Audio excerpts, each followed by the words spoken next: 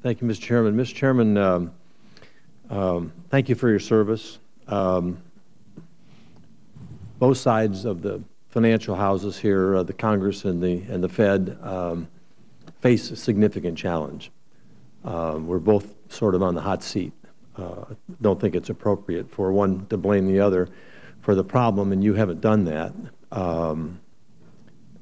Seems to be sometimes too much attention is focused on what the Fed should do when it's not within the Fed's purview of doing. It's in ours, and we're deflecting the blame over to you.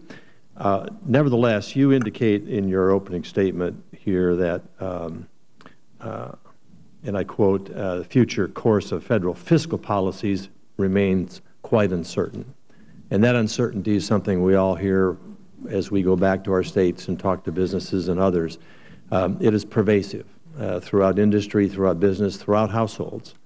And I guess the question is, how can we together work to eliminate some of that uncertainty and restore confidence, not only in the investment market, but in the consumer market? Clearly, that would have a positive impact in terms of our going forward.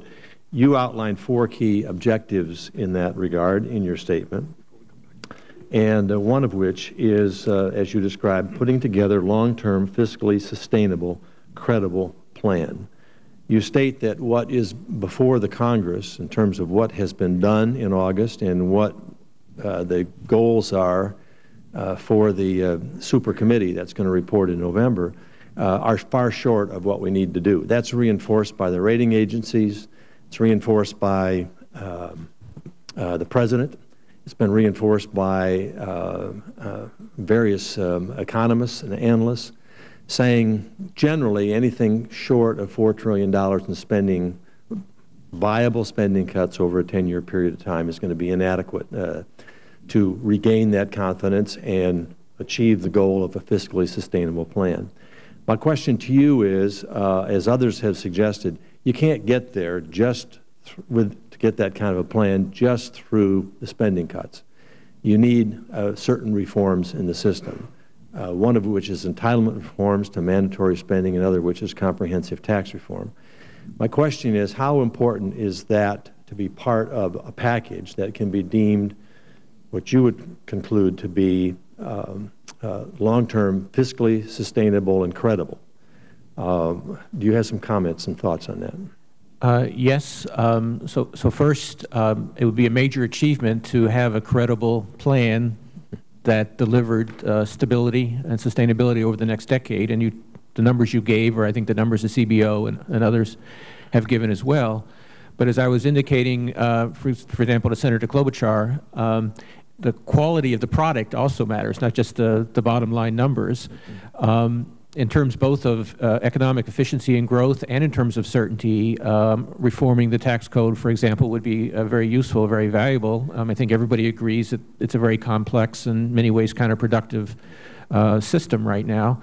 And likewise, evaluating the quality of our programs. Is it possible, for example, to deliver health care to senior citizens at the same level, with the same quality, for less cost? I mean, those are some of the issues that we need to address. So I agree, the bottom line number is critical, but so is, whether or not we achieve some clarity and some improvement in both the tax and spending programs.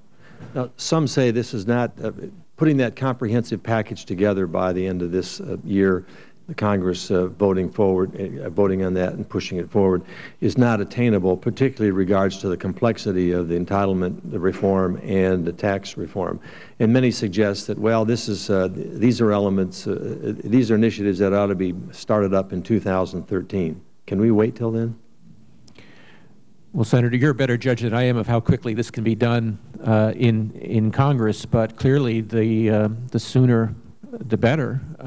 2013 is a ways away, and at least giving some indication of the directions that you're going and the broad ideas that you would be incorporating, I think, would be helpful.